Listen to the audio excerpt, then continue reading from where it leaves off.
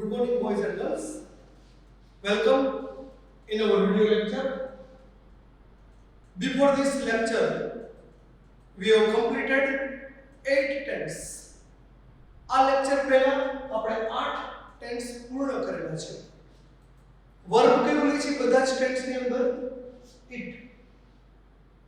So today in this lecture, info of varied tense, તેના અંદર we are going to take tense number 9 and the name of tense is perfect future tense. એટલે કે perfect એટલે પૂર્ણ, future એટલે ભવિષ્ય અને tense એટલે કાળ.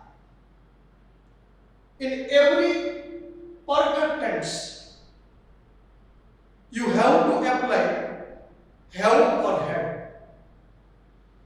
પૂર્ણ વર્તમાન કાળ ત્રીજો ટેન્સ જે આપણે પૂર્ણ કરેલો એની જો વાત કરીએ તો have has plus past participle. પૂર્ણ ભૂતકાળ tense number 6 perfect past tense તેના અંદર had પ્લસ past participle હતું. અને પૂર્ણ ભવિષ્યકાળ લે છે ત્યારે ભવિષ્ય માટે you have to apply will. Tense is perfect, so past participle is compulsory and have is also compulsory. Let's start perfect future tense. Left side singular, right side plural. First person singular, प्रथम पुरुष एकवचन I. Second person singular, बीजो पुरुष एकवचन you. And third person singular, त्रिजो पुरुष एकवचन he, she and it. Here on right side, first person plural we, second person plural you and third person plural they. Okay? મારા દ્વારા ખવાયેલું હશે એવું બોલવું હોય then you can write this time I will have eaten. મારા દ્વારા ખવાયેલું હશે. અમારા દ્વારા ખવાયેલું હશે તેવું બોલવું હોય તો તમે લખી શકશો we will have eaten. તેના દ્વારા ખવાયેલું હશે તેના માટે લખી શકશો you will have eaten. તમારા દ્વારા ખવાયેલું હશે તેવું બોલવું હોય તો you can write this way you will have eaten.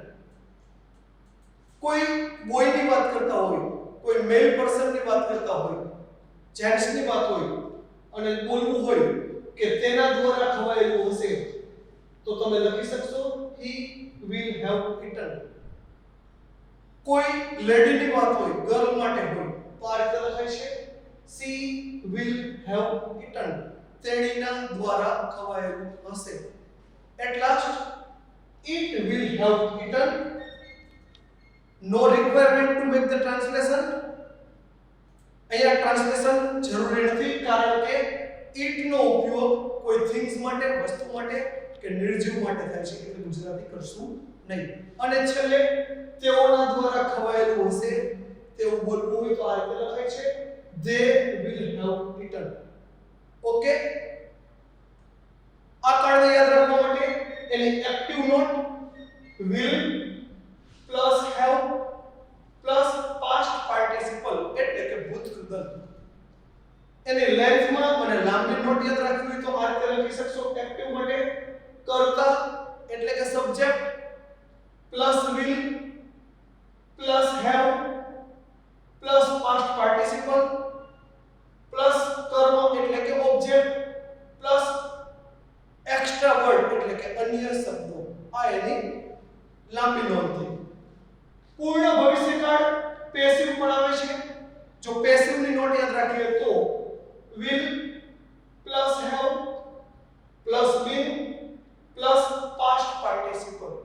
અને આ જ પેસિવના અંદર if you intend to remember long note, જો લાંબી નોટ યાદ રાખવી હોય તો તમે આ રીતે યાદ રાખો કર્મ એટલે કે object plus will plus have plus been plus past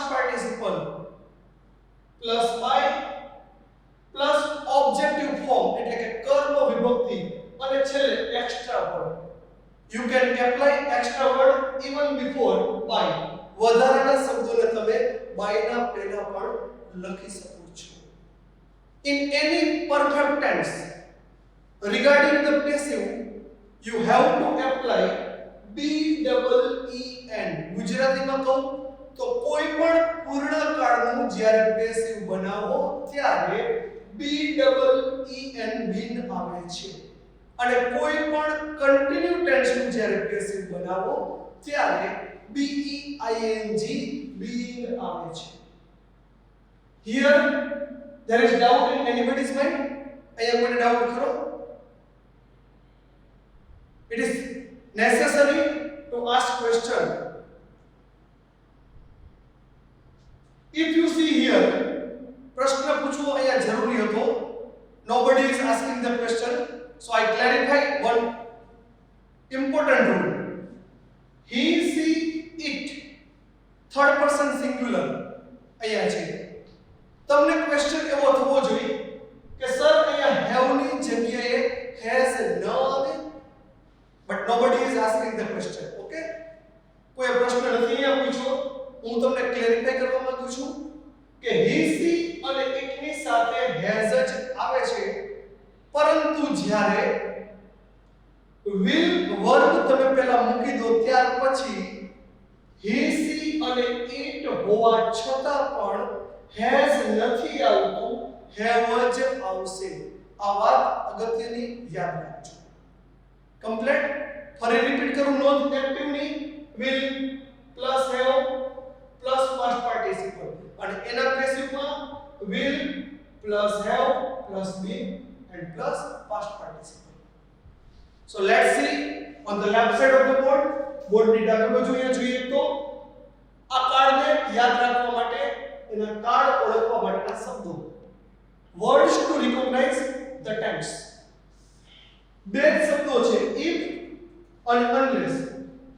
if એટલે જો બોલાય છે આ રીતે. if એટલે જો તો અને unless એટલે જો નહીં. ઓકે, અગત્યની નોંધ IMP નોટ. વાક્યના શરૂઆતમાં કે વચ્ચે if અથવા unless આપેલા હોય કે ન હોય, પરંતુ ખાલી જગ્યાના બે ભાગ પડતા હોય તો પૂર્ણ ભવિષ્યકાળ બને. આ નોટને ઇંગ્લિશમાં વાત કરીએ તો whether in the beginning of the sentence or the blanks, if or unless given, or maybe if or unless given in the middle of the sentence, or not given if or unless, yet there is two part in the blanks, then you have to apply perfect future tense. If and unless આપેલા હોય તોય ભલે, ન આપેલા હોય તો પણ ભલે. જો આપેલા હશે તો શરૂઆતમાં આપશે, કોઈવાર વચ્ચે પણ આપશે અથવા કોઈવાર ન પણ આપે. પરંતુ અગત્યનો પોઈન્ટ કે જો વાક્યના અંદર બે ભાગ પડતા હોય તો પૂર્ણ ભવિષ્યકાળ જ બનશે. બ્લેન્ક્સ જોશું એટલે તમને આઈડિયા આવશે. બ્લેન્ક્સ જોઈએ. Number 1, if you work hard, you dash the number into bracket will plus get. અહીંયા તો if આપેલું છે એટલે પ્રશ્ન નથી, પણ કદાચ if નથી આપેલું તો પણ પૂર્ણ ભવિષ્યકાળ બને. કઈ રીતે જોવો તો hard ના પછી અહીંયા કોમા છે એટલે અહીંયાથી જે સેન્ટેન્સ થયું ઇટ્સ અ ડિવાઇડેશન. અહીંયા બે ભાગ પડેલા છે એવું સમજવાનું તમારે. સેન્ટેન્સની અંદર કોમા ક્યાંક ને ક્યાંક આપેલો હશે. Okay, understand?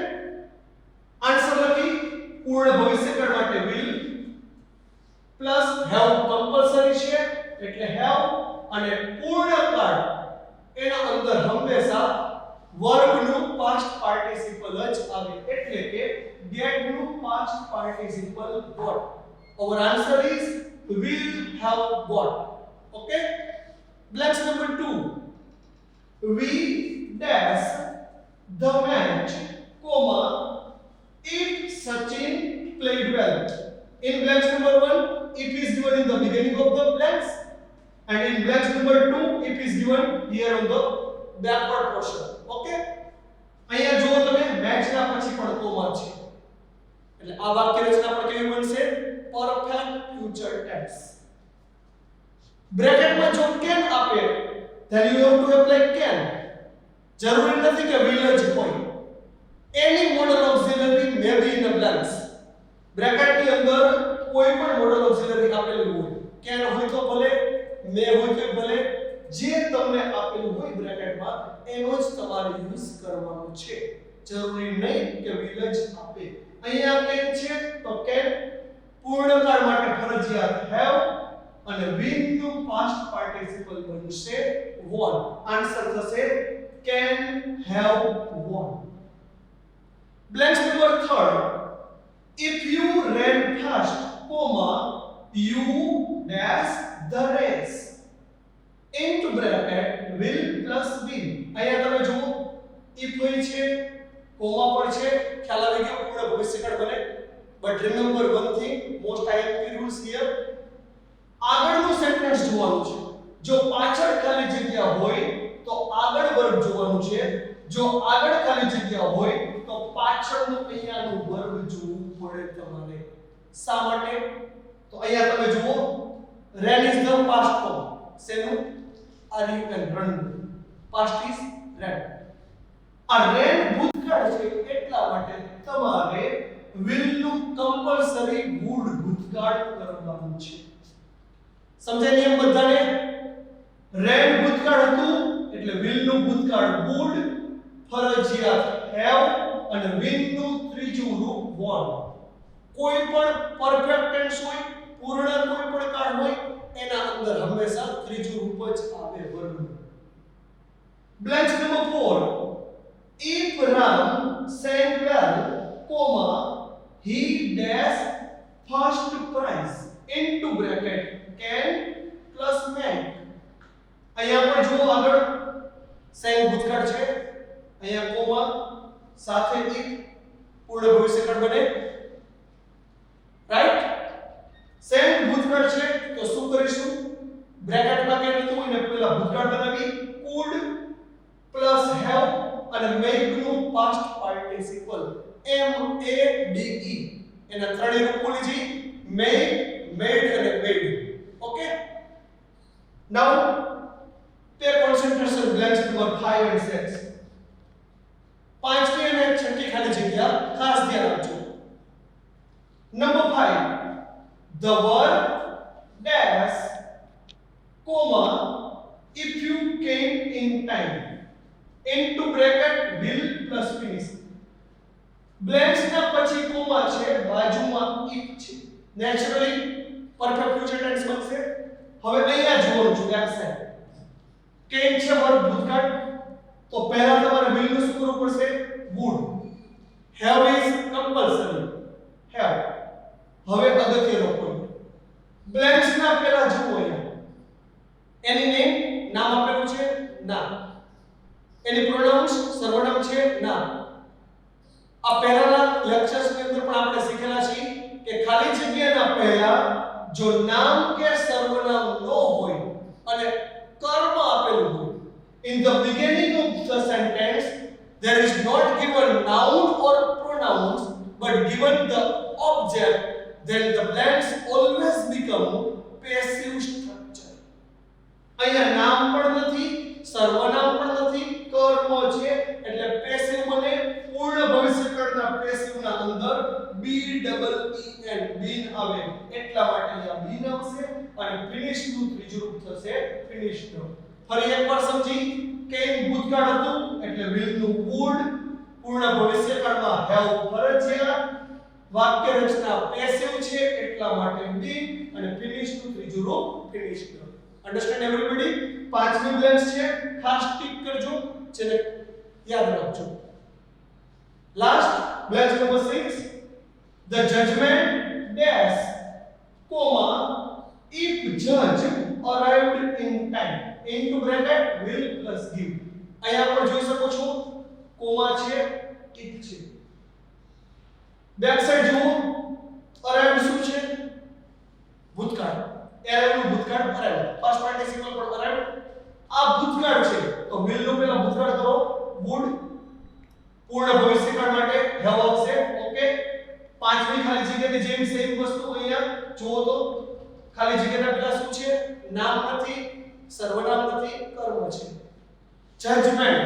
judgment may be given by judge okay or in competition there is also judge કોઈ સ્પર્ધાની અંદર પણ રેફરી હોય એ જજમેન્ટ આપે કોર્ટનો કેસ હોય તો જજ જજમેન્ટ આપે એ કોર્ટની મેટરની વાત આપણે કરેલી છે ફરી રિપીટ કરી ભૂતકાળ હતું અહીંયા એરાઉન્ડ એટલે will નું ભૂતકાળ કરેલું છે would પૂર્ણ ભવિષ્યકાળ માટે have ખાલી જગ્યાના પહેલા કર્મ છે એટલે પેસિવ માટે been અને give નું ત્રીજું રૂપ given અન્ડરસ્ટેન્ડ છઠ્ઠી ખાલી જગ્યા પર ટિક કરજો પાંચમી અને છઠ્ઠી ખાલી જગ્યા by પછી કર્મ વિભક્તિ નથી આપેલી not given the objective form and by yet this blanks passive બંનેની અંદર by અને કર્મ વિભક્તિ નહીં હોવા છતાં પેસિવ છે કારણ કે બંનેના અંદર ખાલી જગ્યાના પહેલા